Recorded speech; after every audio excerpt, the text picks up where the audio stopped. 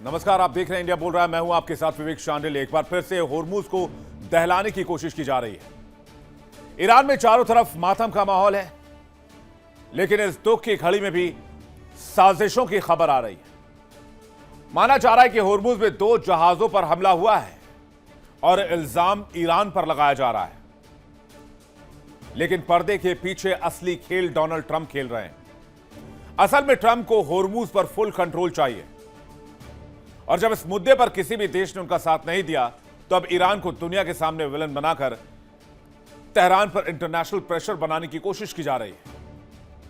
आखिर ऐसा मुमकिन कैसे है कि एक तरफ जो देश मातम में डूबा हुआ है, शोक में डूबा हुआ है, अपने सबसे लोकप्रिय नेता को अंतिम विदाई दे रहा है, उसी वक्त होर्मुज में मिसाइल से हमले की खबर आती है।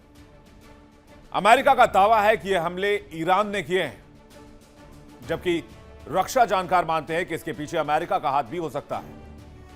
तो क्या अमेरिका फिर से जंग की शुरुआत करने जा रहा है होर्मुज में? क्या अमेरिका और ईरान में फिर से लड़ाई की शुरुआत होने जा रही है? आज इसी मुद्दे पर डिटेल से स्टोरी और उसके बाद चर्चा। होर्मुज की खाड़ी फिर से धधक रही है। 2 जहाजों पर बड़ा हमला किया गया है। अमेरिका ने साफ साफ कहा है कि हमला ईरान की तरफ से किया गया है, लेकिन ईरान इस वक्त शोक और गम में डूबा हुआ है। तो क्या पर्दे के पीछे से अमेरिका कर रहा है बहुत बड़ी साजिश, जिससे शोक में डूबा ईरान अंतर्राष्ट्रीय दबाव के आगे घुटने टेक दे? और क्या यह अमेरिका की साजिश है? होर्मुज में ओमान के तट से 2 जहाज गुजर रहे थे जिन पर हमला हुआ। होर्मुज में तेल टैंकर और कमर्शियल जहाजों पर हमला किया गया है। अमेरिका ने ईरान पर हमले का आरोप लगाया। अमेरिका ने जवाबी कार्रवाई की धमकी दी। होर्मुज स्ट्रेट के पास तनाव एक बार फिर से बढ़ गया है। दूसरी तरफ ईरान में खामनेई के अंतिम संस्कार को लेकर रस्मदायगी चल रही है। बड़ा सवाल यह है कि खामनेई की अंतिम यात्रा में आईआरजीसी इस वक्त व्यस्त है, तो क्या वाकई वो हमला करेगा? एक तरफ जो मुल्क शोक में डूबा हुआ है, गम में डूबा हुआ है, क्या उसने होर्मुज को फिर से दहलाया है, या फिर इसके पीछे यूएस की सेना है, यूएस की नेवी है? जहाजों पर खुद हमला करके क्या ईरान पर आरोप लगा रहा है अमेरिका? असल में पूरी छटपटाहट स्ट्रेट ऑफ होर्मुज पर कब्जे को लेकर है। ट्रंप होर्मुज पर पूरा कंट्रोल चाहते हैं, जबकि ईरान ने इस एरिया को रिलीज करने से साफ साफ इनकार कर दिया है। और आज की तारीख में अमेरिका ईरान के बीच जो डील चल रही है, उसमें सबसे ज्यादा संवेदनशील पॉइंट अगर कुछ है तो वो है होर्मुज। और अमेरिका का साथ दुनिया के किसी भी बड़े देश ने नहीं दिया होर्मुज के मामले में। जब सारी कूटनीति फेल हो गई, जब कोई मदद नहीं मिली, अमेरिका को घुटने टेकने पड़े, अमेरिका को पीछे हटना पड़ा, तो अब ईरान को घेरने के लिए क्या नया पैंतरा आजमाया जा रहा है? एक तरफ ईरान अपने नेता को खोने का गम मना रहा है, दूसरी तरफ उस पर इंटरनेशनल प्रेशर है कि उसने मिसाइल हमले शुरू कर दिए हैं। जाहिर सी बात है, ईरान को लेकर जो बात कही जा रही है उस पर सवालिया निशान लगते हैं, और ऐसा लगता है कि इसके पीछे अमेरिका की बहुत बड़ी चाल है। बातचीत करने के लिए विंग कमांडर आलोक सहाय थोड़ी देर में हमारे साथ होंगे। पूर्णिमा नाथ, भू राजनीतिक विश्लेषक, अमेरिका से लाइव थोड़ी देर में हमारे साथ होंगे। फिरोज मीठी बोरवाला, ईरान मामलों के जानकार हमारे साथ जुड़ रहे हैं। सीधे उनके पास चलते हैं। फिरोज साहब, बहुत स्वागत है आपका। मेरा पहला सवाल आप ही से है। अमेरिका का कहना है कि ईरान ने 2 जहाजों को डुबा दिया होर्मुज की खाड़ी में, और मंदेब स्ट्रेट में भी, लाल सागर में भी एक जहाज पर हमले की खबर है जो ब्रिटेन का जहाज था, जबकि ईरान की तरफ से ऐसी किसी खबर की अभी पुष्टि नहीं की गई है। हालांकि यह दावा किया जा रहा है कि ईरान ने कहा है कि हमारे इलाके से जो जहाज गुजरेगा उसे हमें हमारी शर्तों को मानना होगा। तो क्या यह अमेरिका की तरफ से कोई साजिश है, या फिर ईरान की तरफ से उकसावे वाली कार्रवाई? जी धन्यवाद साथी विवेक जी। एक्चुअली सिचुएशन अभी फ्लक्स में है। 100% बोलना तो मुश्किल है, मगर फिर भी मैंने जो भी पढ़ाई की है ये इशू के बारे में, देखिए ईरान बहुत ही स्पष्ट है कि हॉर्मुज का कंट्रोल वही करेंगे। उन्होंने कुछ एक मैकेनिज्म बना दिया है जो ओमान और ईरान के बीच में इस हॉर्मुज को मैनेजमेंट के लिए उन्होंने कुछ तौर तरीके बनाए हैं, और उसमें उन्होंने रूट को तय किया है कि अभी के टाइम पे, क्योंकि माइंस अभी है, ईरान ने जो माइन बिछाया है वो अभी क्लियरेंस उनके चल रहे हैं। तो उन्होंने लारक आइलैंड का एक रास्ता बताया है कि वहाँ से आप जाएंगे, और उसके पास से मतलब अंदर आना और जाने का एक रास्ता उन्होंने शिपिंग कंपनीज को बता दिया है, और सभी देशों को वो पता है। जी। तो उस कॉन्टेक्स्ट में और मेरा बोलना है कि इनफैक्ट इंटरेस्टिंगली के जो अमेरिका के एलाइज है सऊदी और कतर, उन्हीं के शिप्स ये पाबंदी को तोड़ने की बात करते हैं और ये माइनफील्ड वाले इलाके में आते हैं। ईरान के वार्निंग के बावजूद भी वो कंट्रोल वहां आगे बढ़ते हैं। बाद में ईरान ने जो हमला किया उसमें कोई मरा वरा नहीं है, मगर वो शिप्स को उन्होंने वहां रुकवा दिया कि आप इस इलाके में नहीं आ सकते, क्योंकि नॉर्मल शिपिंग तो चल रहा है। मतलब जो जंग के बाद जो शिपिंग बढ़ता गया है, अभी काफी शिप्स का आना जाना हॉर्मुज से, और खास करके जब से एमओयू साइन हुआ है तो एक रिकॉर्ड नंबर की शिप्स अभी आना जाना शुरू हुआ है। तो एक है कि क्योंकि ये जनाजा, ये फ्यूनरल इतना बड़ा मतलब ये हिस्टोरिकल बन चुका है। मतलब ये मतलब ये सेंचुरी का तो नहीं, मतलब मानव जाति के इतिहास में इतना बड़ा Guinness book of world record में पहले इमाम खोमेनी का था 89 में, और उसके बाद अभी आयतुल्लाह अली खामेनी का ये जनाजा हम लोग देख रहे हैं, जिसमें मतलब millions, figures are anywhere between 20 to 15 to 20 million people on the streets of Tehran, और अभी कतर सॉरी कोम में भी इतनी ही बड़ी तादाद में है। तो कहीं ना कहीं ट्रम्प को भी इसको डिफ्लेक्ट करना था, क्योंकि इसने बता दिया कि ईरान की जनता तो अयतुल्लाह अली खामेनी को बहुत चाहती थी, वरना इतने बड़े पैमाने पे लोग आते नहीं थे। लोग आ भी रहे, दिन के दिन चल भी रहे, इतनी गर्मी में तेहरान में रो भी रहे, मातम भी हो रही है। जी। और बाद में ये कोम में गए थे, कोम के बाद अभी इराक नजफ करबला जाएगा, उसके बाद मशहद जाएगा। मतलब एक फ्यूनरल को आपने लगभग 7 दिन का एक इतना इतना बड़ा ये बना दिया है, ये कि उसमें पूरे लोग शामिल है, मतलब लोगों का जियो शामिल होना। पॉलिटिकल ब्रह्मास्त्र बना दिया एक तरह से ईरान ने अमेरिका के खिलाफ और पूरी दुनिया का ध्यान खींचा। आलोक साहब जी हमारे साथ जुड़ गए। आलोक जी बहुत स्वागत है आपका। मेरा पहला सवाल आपसे, होर्मुज में हमले के पीछे की साजिश क्या है? देखिए, हॉर्मुज में जो 3 जहाजों पे आक्रमण हुआ है विवेक जी, उसमें एक जहाज जो है वो अल रिकैयात है, जो कतारी जहाज था, जो एलएनजी ले जा रहा था, एलएनजी गैस लेके जा रहा था। उस पर जो हमला हुआ है वो ओमान के ईस्ट में लीमा एक जगह है, उसके पास हुआ है। तो अगर आप देखें कि ये आक्रमण किसने किया है, तो निश्चित रूप से ये वाला जो आक्रमण है, अगर ओमानी कोस्ट के आसपास हो रहा है तो ये ईरान की इसमें शंका है। हालांकि ईरान ने बोला है, ईरानी टेलीविजन ने, कि हमने वार्निंग दिया था इस जहाज को कि आप ईरानी रूट को फॉलो कीजिए और अब आप हमसे संपर्क कीजिए। तो लेकिन ईरान ने खुले रूप से अभी स्वीकार नहीं किया है कि उसने इस पर आक्रमण किया था। दूसरे एक आक्रमण हुआ है कि एक ड्रोन टकराया है एक जहाज से। हालांकि कोई हताहत नहीं हुआ इन आक्रमणों में, और जहाज जो है वो अपने गंतव्य स्थान को आगे बढ़ गए हैं। लेकिन ये स्ट्रेट ऑफ हॉर्मुज का मामला ये बहुत ही पेचीदा होता जा रहा है विवेक जी, और ये आगे आने वाले दिनों में फसाद की जड़ होगी, ये मैं आपको बता दूं। क्योंकि देखिए, अभी जो यूरोपियन नेशंस हैं, फ्रांस और ब्रिटेन, ये दोनों भी अब ताक लगाए बैठे हैं। ये ओमान के साथ इन्होंने साठगांठ की है कि और वो इस क्षेत्र में ओमान के पास एक पैसेज जाने देंगे। अगर आप देखिए, अंतर्राष्ट्रीय नियम कानून की भी बात करें तो वहां जो 24 मील का जो पैसेज है, उसमें 12 मील का हक बनता है as per international law Iran का, और 12 मील ओमान की तरफ है। तो ओमान की तरफ में अगर ओमानी सरकार के सहमति से कोई भी जहाज वहां से जाता है तो उस पर ईरान के द्वारा आक्रमण जो है अंतर्राष्ट्रीय कानून का उल्लंघन है। ये ठीक नहीं होगा, ईरान को इस पर सोचना पड़ेगा अगर ईरान ऐसा कर रहा है तो। दूसरी बात यह है कि हमें यह भी देखना पड़ेगा कि यह आक्रमण क्या वस्तुतः ईरान ने ही किया है या यह अमेरिका की एक चाल है। क्योंकि पिछली बार जो 3 जहाजों पर आक्रमण हुआ था, उसमें अमेरिका ने भी पहले यही एलिगेशन लगाया था कि ये ईरान के द्वारा आक्रमण किया गया है, लेकिन बाद में पता चला 24 घंटे के अंदर में कि वो आक्रमण अमेरिका ने ही किया था। लेकिन इसमें जो 3 जहाजों में एक जो जहाज है वो चूंकि ओमान कोस्ट के बिल्कुल पास है, तो उस पर आक्रमण निश्चित रूप से ऐसा अंदेशा लगाया जाता है कि वो ईरान ने किया होगा। लेकिन बाकी 2 जहाजों पर अंदाजा लगाना बहुत मुश्किल है कि उस पर आक्रमण किसने किया है। ये अभी कुछ दिन बाद में खबरें आ जाएंगी। लेकिन ये स्ट्रेट ऑफ हॉर्मुज जो है वो एक बहुत बड़ा फ्यूचर में इस पूरे ये जो मेमोरेंडम ऑफ अंडरस्टैंडिंग है ये भी टूटेगा, और इस क्षेत्र में एक बहुत बड़ा युद्ध का कारण भी बन सकता है। जी हाँ विवेक जी, होर्मुज भविष्य में बहुत बड़े युद्ध का कारण बन सकता है, और जो 2 जहाजों पर अटैक हुआ है, पॉसिबिलिटी ये है कि इसके पीछे अमेरिका भी हो सकता है। पूर्णिमा जी नमस्ते, thank you so much for having me. जय हिंद। जय मैम। देखिए, मुझे लगता है कि ये वॉरफेयर अभी खत्म नहीं हुआ है, ये एस्केलेट होने वाला है। और सेकेंडली ये कोवर्ट एक साबोटाज भी हो सकता है, स्ट्रेटेजिक डिसेप्शन हो सकती है, क्योंकि प्रेसिडेंट ट्रम्प ये बंद नहीं किया। आपको याद दिला दूं, ये ओबामा के साथ प्रेसिडेंट ट्रम्प का एक लड़ाई चल रही है यहाँ पे। ये JCPOA का जो डील ओबामा ने बनाया था, बार बार ट्रम्प ने यही कह रहे थे कि ईरान के साथ अच्छे डील बनाएंगे। अच्छे डील क्या है, यहाँ पे इनका बेइज्जती होगी। अभी ये बेइज्जती उनसे सहा नहीं जाएगा।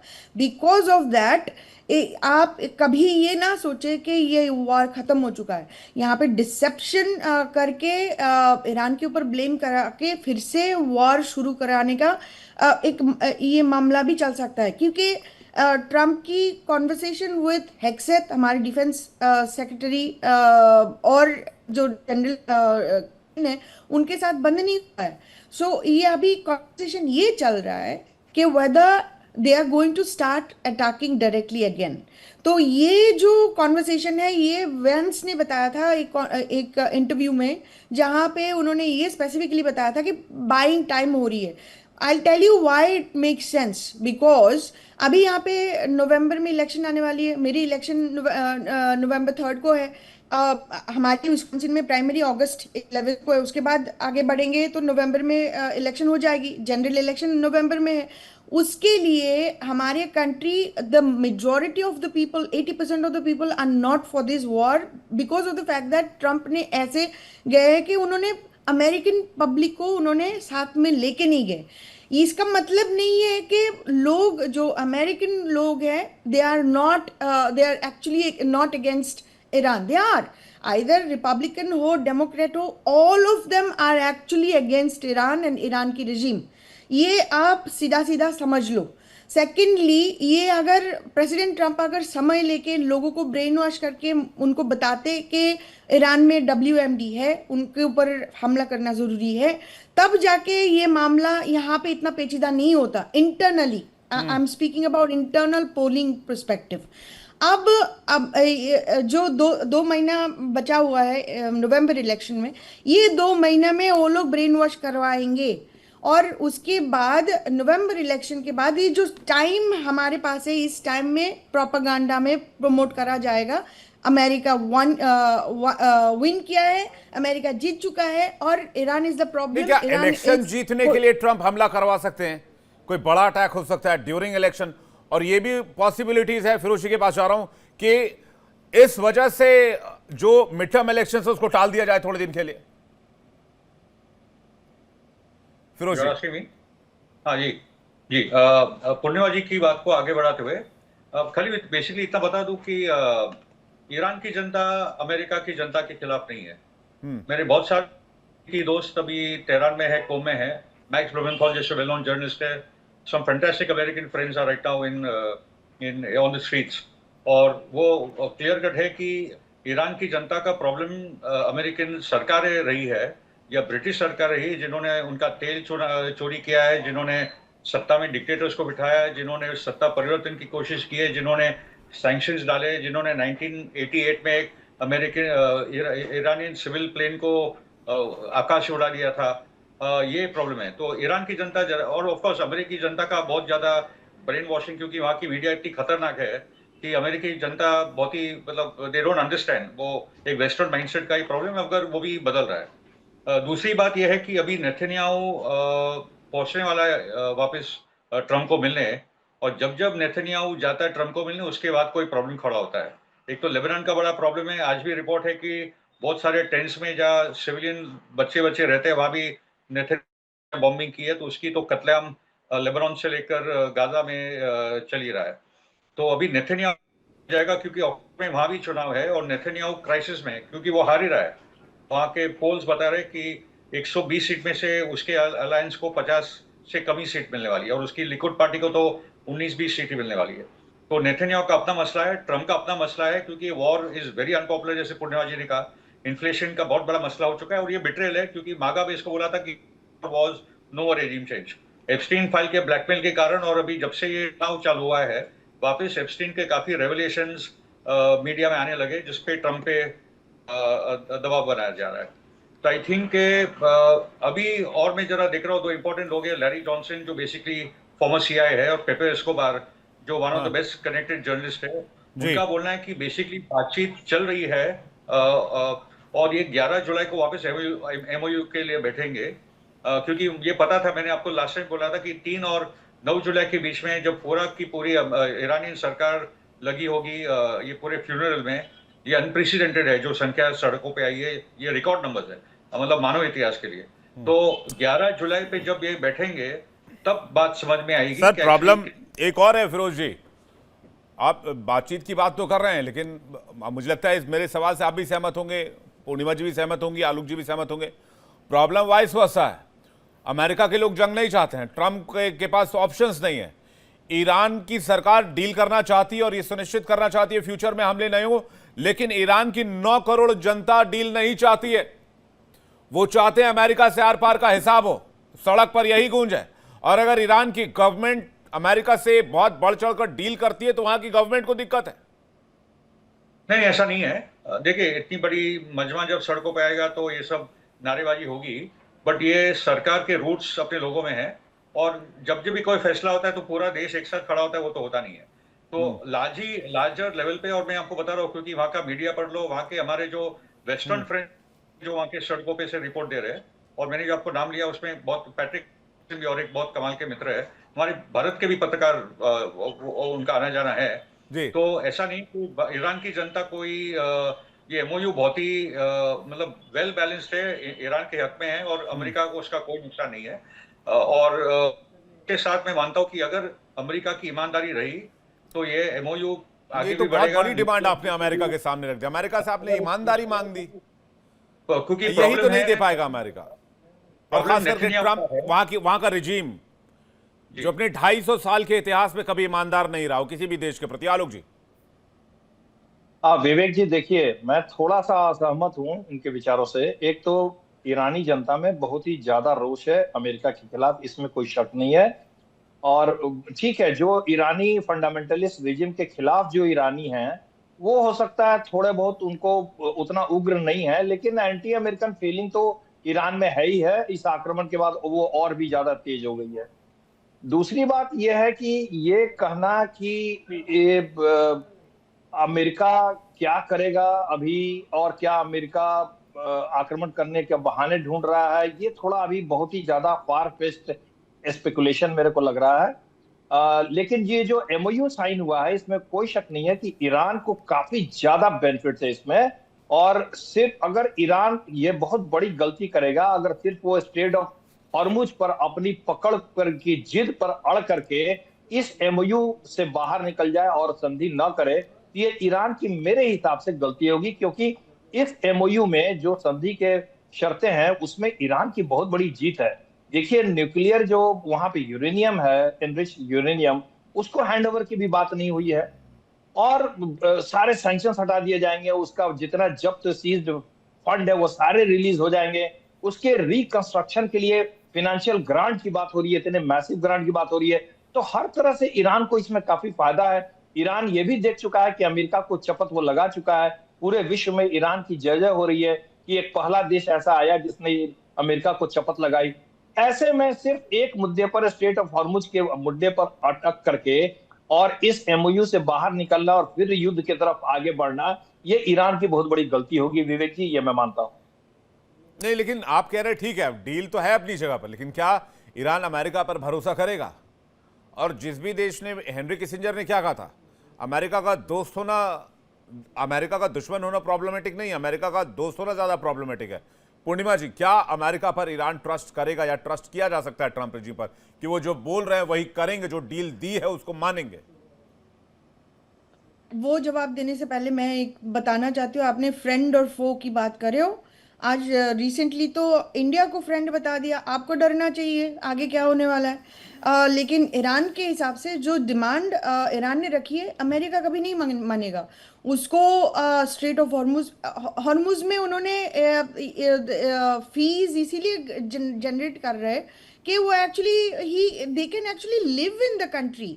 अमेरिका के लिए Iran is not the problem, the Iran की रिजीम इज द प्रॉब्लम, क्योंकि अमेरिका की गुलाम नहीं बन रहे। अब कोई भी किसी को भी वहां पे पपेट बिठा दो जो अमेरिका का गुलाम बनने के लिए राजी है, तो अमेरिका को क्या प्रॉब्लम है? आप तेल बेचिए ना यूएस डॉलर में, अमेरिका वहां से निकल जाएंगे, वहां पे आपको कोई तंग नहीं करेंगे, वहां पे बेसिस रहेंगे ऑब्वियसली।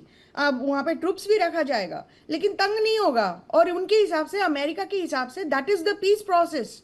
अब हमने बेस लगाने हैं, हमारे लोग वहां पे रहेंगे, ट्रूप्स वहां पे रहेंगे, सीआईए एजेंट्स वहां पे रहेंगे, और आपने तेल आमदनी और खरीदारी सारे यूएस डॉलर में करेंगे।